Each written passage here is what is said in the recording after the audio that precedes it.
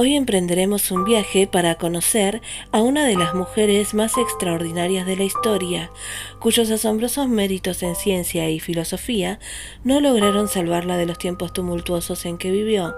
De hecho, propiciaron su brutal asesinato, servido por la conspiración y la ignorancia religiosa. Su muerte simbolizó el final del pensamiento clásico ante el avance del cristianismo como única religión de un imperio romano en decadencia.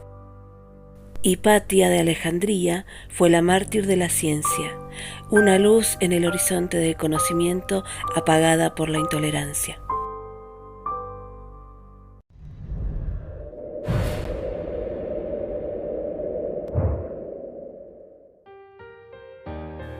Hipatia de Alejandría destacó en astronomía, matemáticas, filosofía y música, en un tiempo dominado por hombres.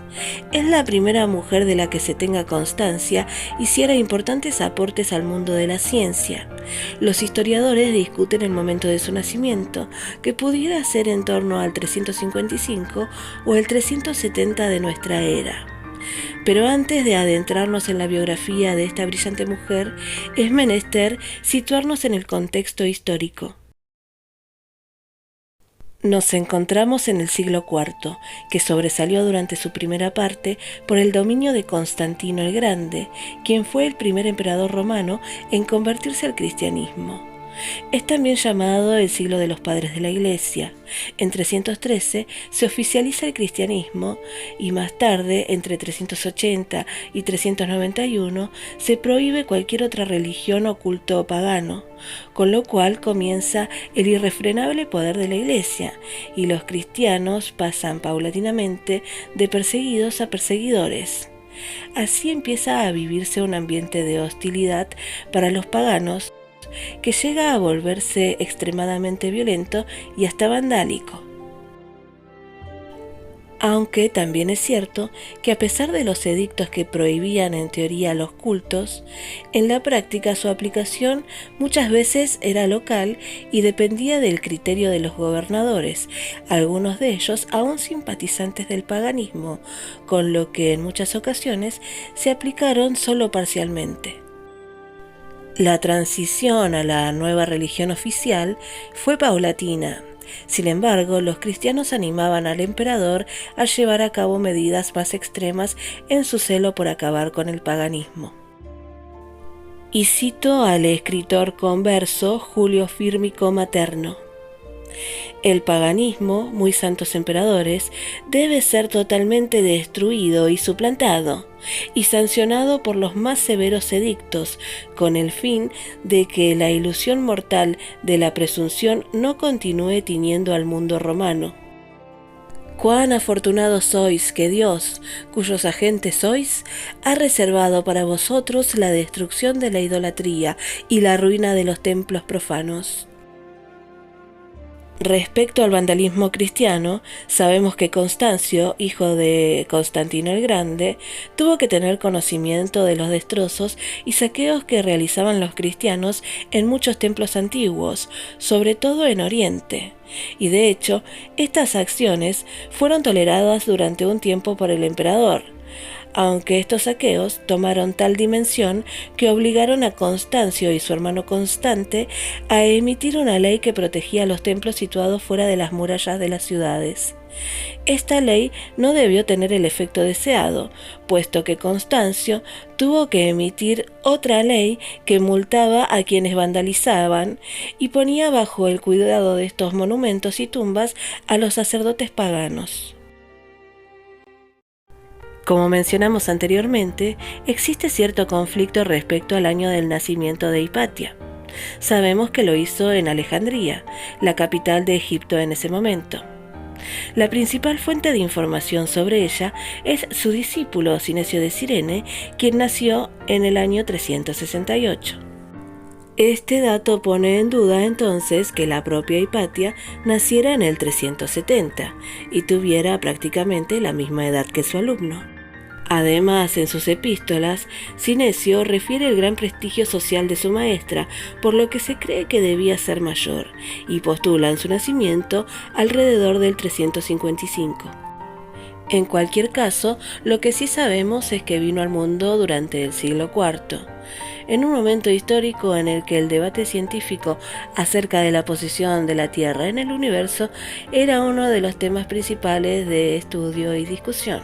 Su padre e instructor fue Teón, matemático y astrónomo que ejercía de profesor en el Serapeum de la Biblioteca de Alejandría, fundada en la dinastía de los Ptolomeos con el fin de crear una de las mayores y mejor documentadas bibliotecas del mundo. La Biblioteca de Alejandría durante siglos fue un importantísimo centro de actividad intelectual. La labor de sus eruditos constituyó un enorme aporte a la ciencia, la literatura y la filosofía. Pero en época de Hipatia, la gran biblioteca de Alejandría probablemente ya no existía, aunque sí el llamado Serapeum, que era una extensión de la gran biblioteca. Era algo así como una biblioteca hija o hermana. Entre los años 270 y 275, Alejandría sufrió disturbios que seguramente destruyeron lo que quedaba de la biblioteca original, que ya estaba en decadencia. Sabemos que bajo el control romano perdió importancia por falta de fondos y a partir del 260 ya no se tiene conocimiento intelectual vinculado a ella. Sin embargo, su biblioteca hermana sí continuó funcionando por lo menos hasta el 391, cuando fue destruido por una multitud de cristianos y o soldados romanos. La fuente aclara que los cristianos, sin ser provocados, usaron tácticas militares para destruir el Serapeum y robaron todo lo que sobrevivió al ataque. Volviendo a Teón, el padre de Hipatia, cuenta con comentarios a algunas de las obras más relevantes que se habían escrito hasta entonces en los campos de las matemáticas y la astronomía. Su labor consistía en ordenar y reescribir a mano los volúmenes más importantes y hacer comentarios manuscritos al margen.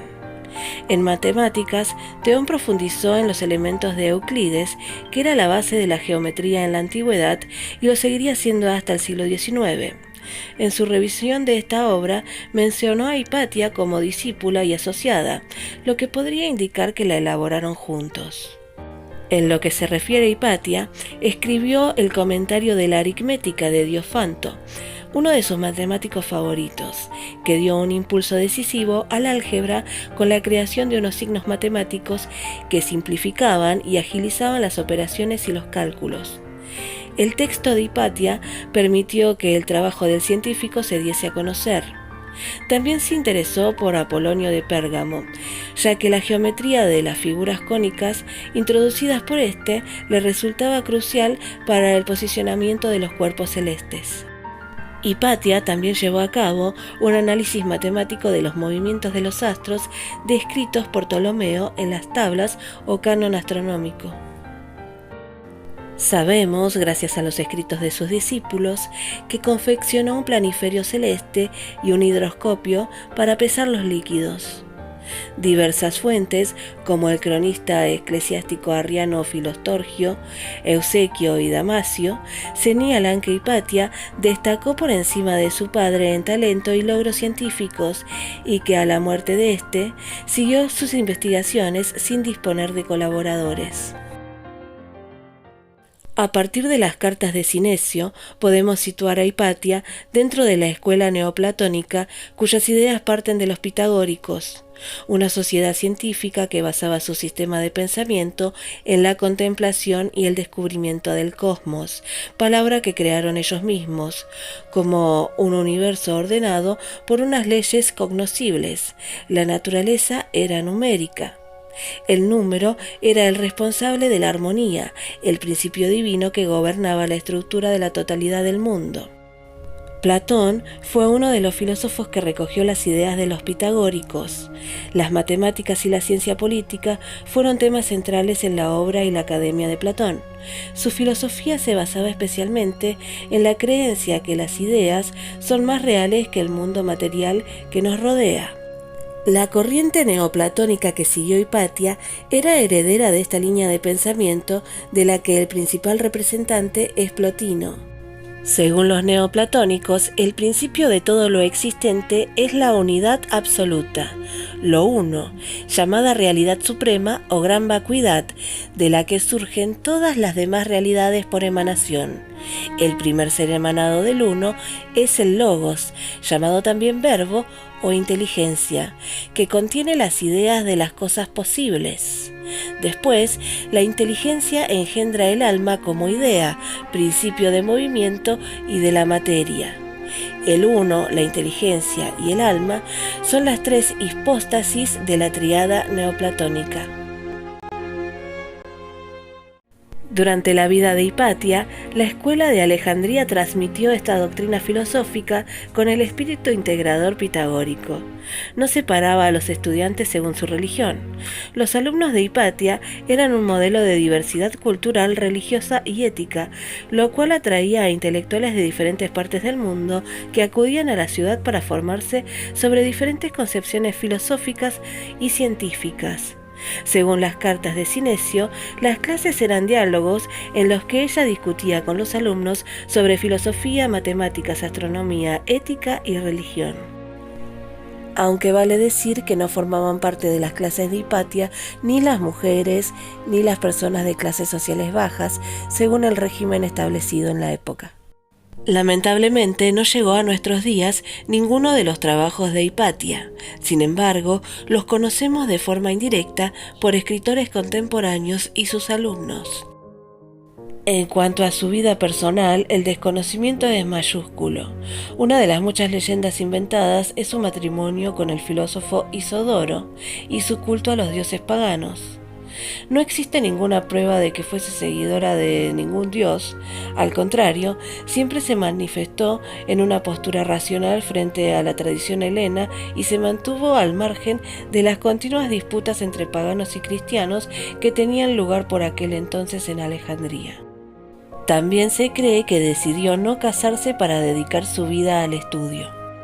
Damasio afirmaba que además de conseguir el grado más alto de la virtud práctica en el arte de enseñar, era justa y sabia, y se mantuvo toda la vida virgen, dato confirmado por la Suda, una enciclopedia bizantina del siglo XI, que sin embargo añade que fue esposa de Isidoro el filósofo. Por lo tanto, hay quienes también afirman que se casó pero se mantuvo virgen. Entre sus alumnos había cristianos, como por ejemplo el mencionado Cinesio de Cirene, posteriormente obispo de Ptolemaida. Cinesio dejó escrita mucha información sobre Hipatia. Se refería a ella como la auténtica maestra de los misterios de la filosofía. Se sabe que tomó partido en asuntos municipales, ejerciendo su influencia en la esfera política y la aristocracia. Era conocida y respetada por sus valores éticos y su sabiduría. Los representantes políticos paganos y cristianos recurrían con frecuencia a sus consejos. Fue maestra y amiga de Orestes, el prefecto de Alejandría, que era cristiano, pero defendía la convivencia pacífica entre todas las culturas y religiones. El 17 de octubre de 412, Cirilo fue elegido como obispo de Alejandría y a partir de entonces la situación cambió radicalmente. Orestes no compartía la visión intolerante de Cirilo, que atacaba a todos los colectivos religiosos que no fuesen el cristianismo. Alejandría se sumió en un clima de extrema violencia. Los asesinatos entre grupos de creencias diferentes se sucedían continuamente. Para Cirilo, la influencia de Hipatia entre los altos cargos de la política imperial y municipal representaba una amenaza. Envidiaba el prestigio social del que gozaba en Alejandría.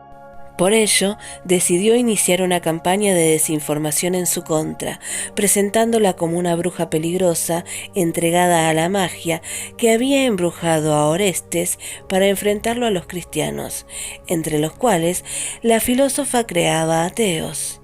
La difusión de estas falsedades hizo que el mal ambiente entre la gente llegase a tal extremo que, en marzo de 415, un grupo de cristianos fanáticos liderados por un tal Pedro la sacasen del carruaje en el que se transportaba, la desnudasen y la asesinasen brutalmente.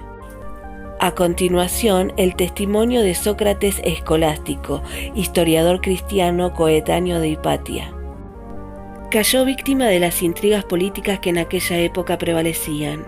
Como tenía frecuentes entrevistas con Orestes, el prefecto de Alejandría, fue proclamado calumniosamente entre el populacho cristiano que fue ella quien impidió que Orestes se reconciliara con el obispo Cirilo. Algunos de ellos, formando parte de una fiera y fanática turba cuyo líder era un tal Pedro, la aprendieron camino a su casa y arrastrándola desde su carro, la llevaron a una iglesia llamada Cesareo, donde la desnudaron completamente y la asesinaron con tejas. La palabra griega original ostrakoi no deja claro si se trató de tejas o de ostras. Después de desmembrar su cuerpo, llevaron sus restos a un lugar llamado Cinarón y allí los quemaron. Este asunto dejó caer el mayor de los oprobios, no solo sobre Cirilo, sino sobre toda la iglesia de Alejandría. Y seguramente nada puede haber más lejos del espíritu cristiano que permitir masacres, luchas y hechos de este tipo. Esto sucedió en el mes de marzo durante la Cuaresma, en el 4º año del episcopado de Cirilo, bajo el 10º consulado de Honorio y el 6º de Teodosio. Tras el cruel asesinato, Orestes informó de los hechos y pidió a Constantinopla que interviniera. Se afirma que el emperador Teodosio quiso en principio castigar a Cirilo, pero la reacción imperial se limitó a retirar al patriarca los 500 monjes llamados parabolanos que le servían como guardia, lo que ha llevado a algunos historiadores a suponer que fueron estos y no el populacho mencionado en todas las fuentes los responsables del asesinato de la filósofa. La medida fue, sin embargo, rescindida al cabo de 2 años y el crimen de Hipatia quedó impune. Por su lado, Cirilo, a su muerte en 444, fue declarado santo y es considerado uno de los doctores de la Iglesia debido a su extensa obra doctrinal. Si te gustó el video, no olvides suscribirte, comentar y compartir. Gracias.